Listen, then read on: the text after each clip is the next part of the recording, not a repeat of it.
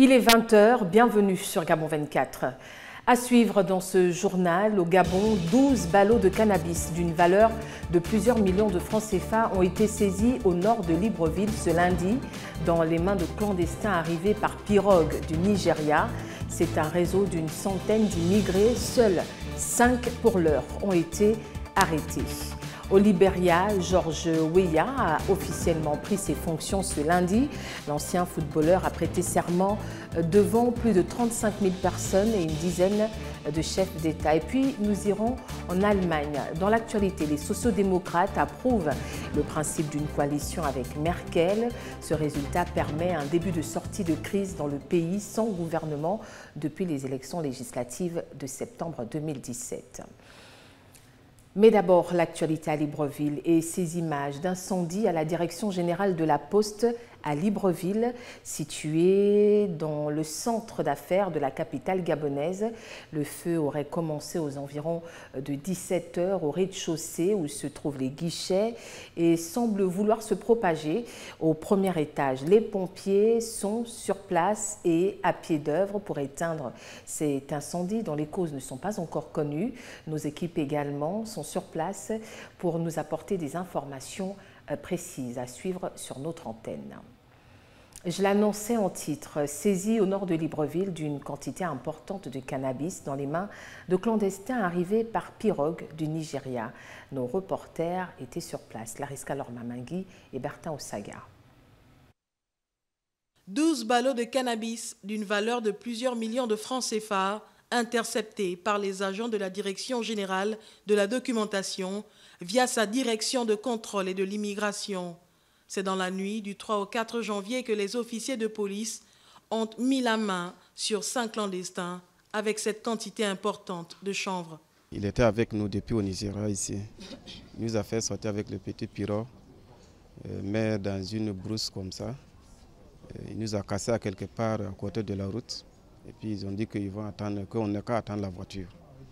Maintenant, comme la voiture est arrivée, il nous a fait rentrer d'abord 6 personnes dans le fauteuil, sous le fauteuil, et puis 2 personnes aussi avec le chauffeur devant. Maintenant, ils ont fait rentrer les ballots derrière. Ça, c'est parce qu'on est rentré fini qu'ils ont fait rentrer les ballots. Et puis, on a pris la route. C'est là où on a croisé les policiers.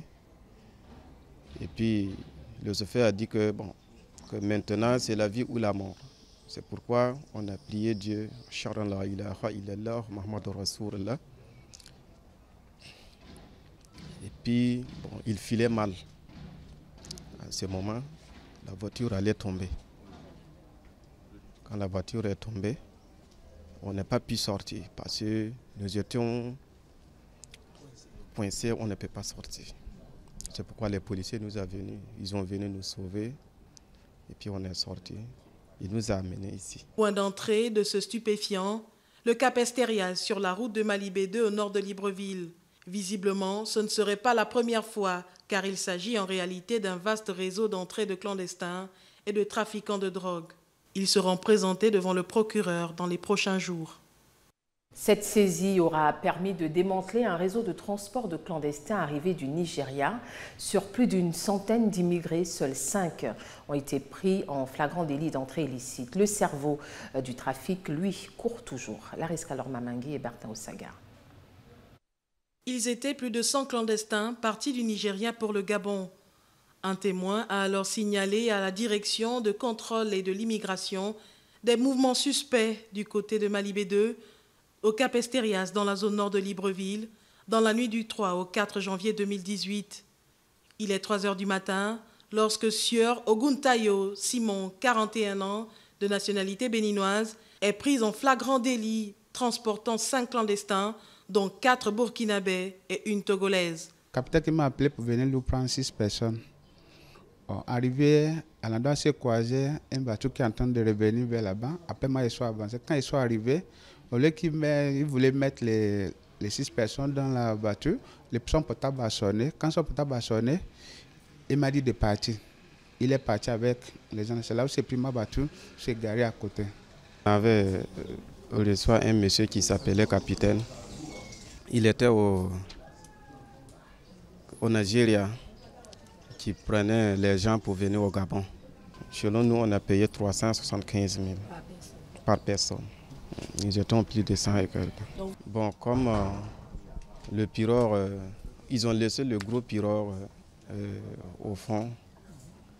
Et puis ils amènent le petit pirogue, il fait sortir 6 personnes, 7 personnes.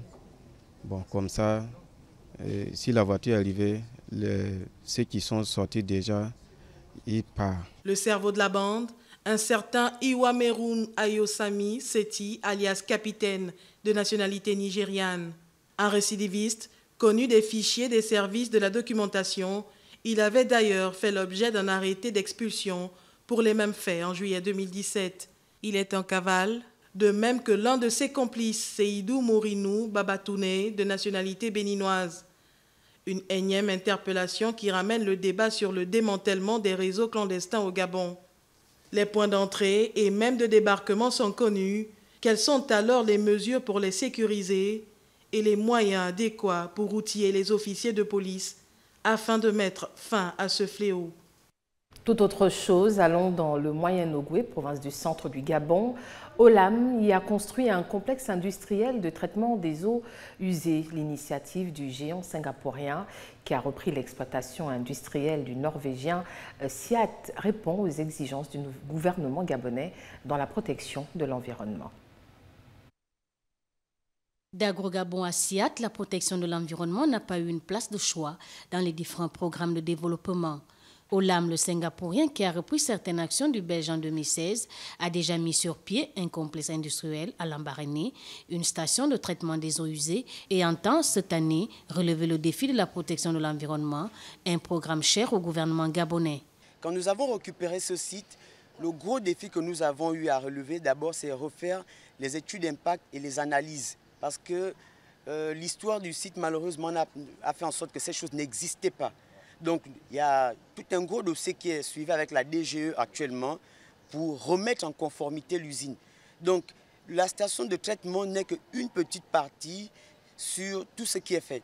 Et pour terminer, il y a ce qu'on appelle le PGS, le plan de gestion environnementale et sociale, qui sortira de la grande étude d'impact qui a été faite sur le site. Et elle va venir s'ajouter aux procédures déjà que nous avons et ce qui fait en sorte que nous allons mettre à jour toutes ces choses-là. Le développement durable chez l'agroalimentaire singapourien tient sur plusieurs normes et critères. La première norme que l'AM respecte, ce sont les normes gabonaises, en l'occurrence le code de l'environnement. Nous sommes dans un pays, nous devons d'abord être assujettis aux lois et normes du pays et exigences du pays. Maintenant, en dehors de ça, Olam a une bagatelle de procédures et de standards qui sont les propriétés d'Olam et qui découlent des normes internationales, les normes ISO et autres. Olam a des procédures, Olam a toute cette bagatelle de choses qu'Olam suit en matière sécurité ou en matière environnement. Le géant singapourien élabore un plan de gestion environnementale et sociale qui découle de la grande étude d'impact fondamentale pour la préservation des sols et de l'air, indispensable pour les besoins vitaux primordiaux humains et la préservation de la biodiversité. Olam, qui est par ailleurs le nouvel acquéreur de la palmeraie de Makouké, créée il y a 37 ans. Les détails avec Ludmila Toutouma. Située dans la province du Moyen-Ogooué, au centre du Gabon, la palmeraie de Makouké est l'une des plus anciennes du pays, dont la production continue d'alimenter le marché national. Le sol révèle une richesse qui permet de prolonger la durée de vie économique du palmier. Nous sommes dans le cadre d'une replantation du palmier. Replantation parce que ça a déjà été planté auparavant, notamment par Agro-Gabon en 1981. Et on a fait tomber les anciens palmiers pour replanter. Une plantation de palmiers a eu de 25 ans. Après 25 ans, il faut faire tomber ces palmiers pour replanter. Parce que les palmiers ne seront plus rentables économiquement. La palmeraie de Makouké s'étend sur une superficie totale de 5700 hectares. Seuls 1500 hectares sont en exploitation pour une production de 22 tonnes par jour. Les palmiers plantés par Agro-Gabon en 1981, repris par Siat Gabon, aujourd'hui rachetés par le groupe singapourien Olam, sont abattus pour mettre sur pied une nouvelle génération de palmiers. Palmélite, qui est produit au Bénin, et la variété Univanish, qui est produite en Malaisie. Donc l'idée est de voir un peu comment les deux variétés se comportent au niveau du Gabon et voir celui qui est le plus performant. Olam a décidé de procéder à une extension de la plantation jusqu'à 8000 hectares avec 2 variétés, à savoir la palme élite du Bénin et l'univaniche de la Malaisie, afin d'atteindre une production journalière de 60 à 70 tonnes de noix de palme. Makouké alimente l'usine d'huile de palme et de savon de la ville de Lambaréné. 5e journée de la Coupe d'Afrique des Nations seniors masculins au Palais des Sports de Libreville. Les résultats que nous avons pour l'heure des rencontres qui se sont déjà jouées. Congo-Tunisie en faveur de la Tunisie, 36-23. La seconde rencontre a opposé le Nigeria au Maroc et c'est le Maroc qui l'a remporté sur le Nigeria. Allons pour l'actualité dans le reste du monde. D'abord en Afrique, la légende du football, George Weah, est officiellement devenu président du Libéria ce lundi en prêtant serment devant des milliers de partisans en liesse et de chefs d'État africains. Première passation de pouvoir entre 2 présidents élus dans ce pays depuis 1944. C'est également dans le stade Samuel Kanongo, 35 000 places bondées en périphérie de la capitale qu'a eu lieu la transition avec la présidente sortante Ellen Johnson Sirleaf, 79 ans, qui elle était donc la première femme élue chef d'État en Afrique. C'était en 2005 et face à George Weah. Toujours en bref, George Weah, qui affiche d'ailleurs une volonté de libérer son pays du fléau de la corruption, devrait se rendre juste après à Addis Abeba, où se tient le sommet de l'Union africaine sur le thème « Remporter la lutte contre la corruption ». Le maire de la capitale tchadienne et 2 de ses adjoints ont été suspendus par le gouvernement en raison de soupçons de malversation et de détournement de fonds. Les précisions de Gabriel Ratanga. Mariam Adjibeibe et ses adjoints ont été suspendus pour mauvaise gestion, explique une source proche de la mairie de Djamena, confirmant une affirmation reçue d'un employé de la mairie. Selon la même source, depuis quelques mois, la masse salariale de la mairie a augmenté de 100 millions de francs CFA. Elle aurait procédé à des recrutements fantaisistes depuis son arrivée à la tête de la mairie en novembre 2016. Une mission de contrôle de l'État avait décelé en 2017 plusieurs malversations financières au sein de la comptabilité de la mairie. Mi-janvier, le ministère des Finances et du Budget tchadien a dépêché à la mairie une mission d'inspection pour procéder à un contrôle du personnel pour en vérifier le nombre et les identités. Le même ministère avait lancé début janvier un numéro vert pour lutter contre la corruption et les détournements de fonds, permettant à chaque opérateur économique ou à tout autre individu d'alerter l'inspection générale des finances pour dénoncer tout agent indélicat qui cherchait à se faire corrompre dans le cadre de la délivrance d'un papier administratif ou le paiement d'une taxe. Le Tchad a été classé par l'ONG Transparency International 159e sur 176 sur l'indice de perception de la corruption en 2016. L'actualité, c'est aussi les autorités centrafricaines qui ont déploré le week-end écoulé la décision de la justice française de prononcer un non-lieu dans l'affaire des présumés abus sexuels commis par des soldats français de l'opération Sangari.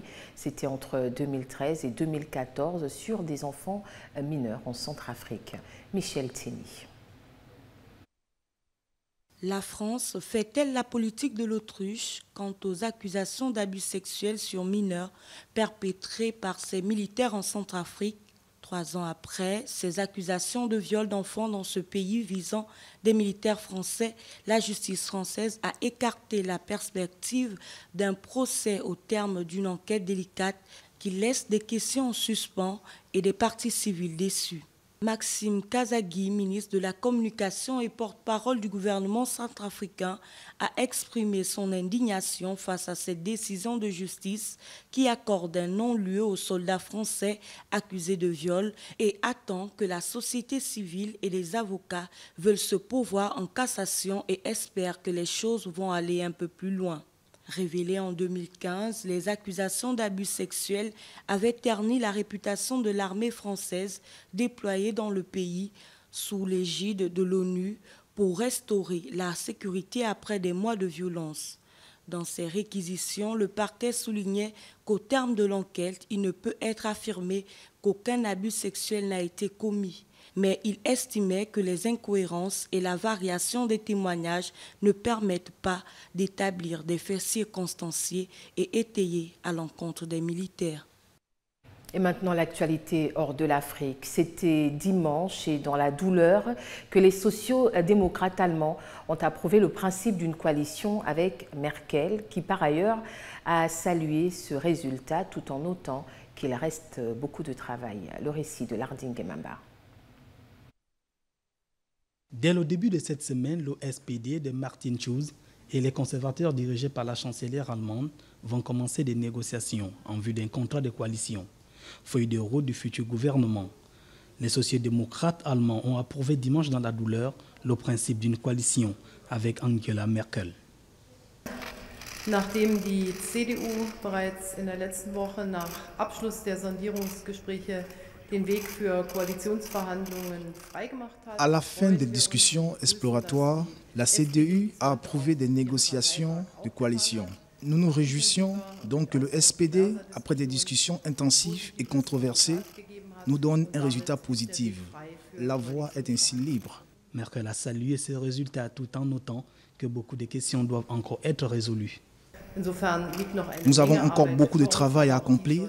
Notre but doit être précis et nos discussions doivent se poursuivre dans un climat raisonnable et loin des controverses. Le patron du SPD a promis dimanche de négocier fermement sur des questions importantes. Il a aussi promis un bilan au bout de 2 années pour permettre un retrait de la coalition. Et puis cette émission qui alimente l'actualité accordée à Andrew Marr sur la BBC, le président français a estimé, je le cite, que Donald Trump n'est pas un politicien classique. Emmanuel Macron s'est également voulu rassurant sur un accord spécial entre le Royaume-Uni et l'Union européenne après le Brexit. Donald Trump n'est pas un politicien classique, estime le président français Emmanuel Macron au cours d'une entrevue accordée à André Marr. Look, I think he is not a classical politician. So first of all, je pense qu'il n'est pas un politicien classique. Il a donc d'abord été élu par le peuple américain. Il est le président des États-Unis et c'est un grand pays et un grand allié. Je veux donc travailler avec lui et je pense que nous avons bâti une relation très solide. Nous sommes en désaccord sur plusieurs sujets. Je l'appelle très régulièrement. Je suis toujours très direct et franc. Parfois, j'arrive à le convaincre et parfois, j'échoue. Lors de cet entretien, Emmanuel Macron est revenu sur l'accord spécial entre le Royaume-Uni et l'Union européenne après le Brexit. For sure, you will have your own solution. And my willingness, and that will be a bespoke special solution for Britain. Sure, but you will. I take these 2 references because Bien sûr, mais je prends ces 2 références parce que cette manière spéciale doit être cohérente avec la préservation du marché unique et nos intérêts collectifs. Et vous devez comprendre que vous ne pouvez pas, par définition, avoir pleinement accès au marché unique si vous ne cochez pas la case. Pour Macron, accéder pleinement au marché unique, il faut contribuer au budget et accepter des libertés, les 4 piliers et la juridiction. En bref, 3 personnes ont été tuées ce matin dans l'explosion d'une bombe sur un marché dans le sud de la Thaïlande, en proie à une rébellion musulmane indépendantiste. Une annonce des autorités. Selon les porte-paroles des forces de sécurité, la bombe était cachée dans une mobilette. Le dernier bilan fait état de 3 morts. Des témoins ont expliqué que les suspects ont stationné la mobilette en face d'un stand vendant de la viande de porc 10 minutes avant l'explosion. Un détail qui va dans le sens d'une attaque de la rébellion musulmane. Les bouddhistes minoritaires dans cette région consommant du porc, contrairement à leurs voisins musulmans. Et maintenant, le rappel des principaux titres de ce journal. Vous l'avez suivi dans cette édition au Gabon, 12 ballots de cannabis d'une valeur de plusieurs millions de francs CFA ont été saisis au nord de Libreville dans les mains de clandestins arrivés par pirogue du Nigeria. La saisie aura également permis de démanteler un réseau d'une centaine d'immigrés. Seuls 5 pour l'heure ont été pris en flagrant délit d'entrée illicite. Et puis au Libéria, George Weah a officiellement pris ses fonctions ce lundi. L'ancien footballeur a prêté serment ce 22 janvier devant plus de 35 000 personnes et une dizaine de chefs d'État.